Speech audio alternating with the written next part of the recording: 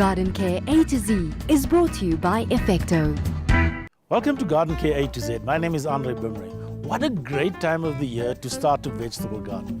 What can be more rewarding than growing your own vegetables, knowing exactly where it comes from, and of course picking them fresh as can be. Let me show you how it's done.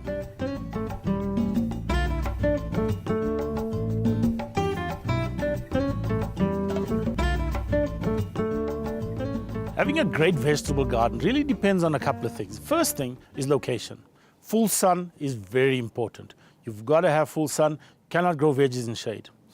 Size is not that important. You can have it as big or as small as you like. A couple of rules though. When we're establishing the vegetable patch, we need to look at the soil. That is really the foundation of making sure we have strong, healthy vegetables. I've worked in river sand previously to try and break up the clay content. Now I'm going to add a really well-rotted compost, making sure that all the little particles have been broken down and there's nothing that can leach additional nutrients out of the soil.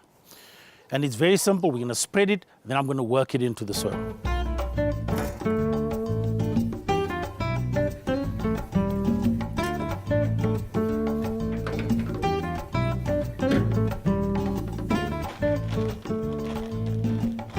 So I've spread the compost, but before I work it into the soil, I'm adding a good quantity of bone meal.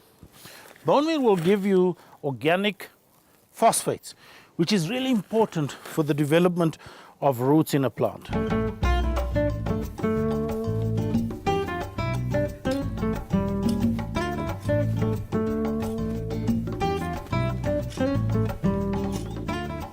Now we've prepared our bed. We've worked in the bone meal, we've worked in some organic material in the form of compost, and now we're ready to plant. I'm going to start my vegetable garden planting seed. Now, big thing about seed is you can very often plant way too much. So stagger your planting. Don't plant all of it at the same time. Stagger them, plant them 2 weeks apart so you have successive crops coming through. Now, I've chosen coriander because I use a lot of that. It's a lovely herb to have.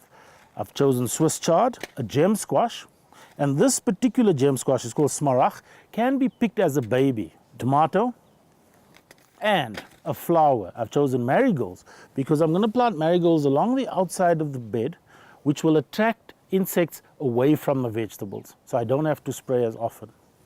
The first thing I'm planting is squash smaragd. Now, very important, on the back of the seed pack, it will tell you exactly when you can plant it and whether it will tolerate any shade at all. Draw your furrow. I'm only doing half the length I would normally do because I want to come back and do the next batch in 2 weeks' time so that I have successive cropping. Okay, so the size of the seed is very important because that determines the planting depth. Put 3 together, give them a good distance apart, giving the plants some space to grow. Next thing, close it up.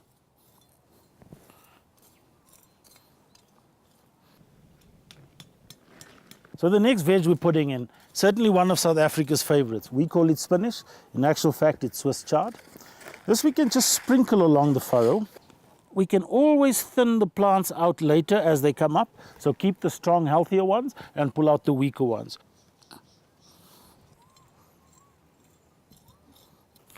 Okay, that's all done. I'm going to carry on, plant the rest of my veg, and then we're going to fertilize and water.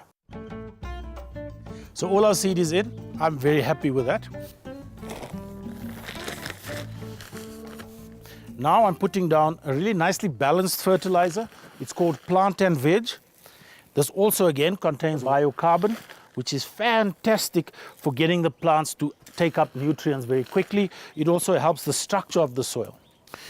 We need 20 grams per square meter, which really just is enough just to fill the palm of your hand. Broadcast very nice and evenly and water in well.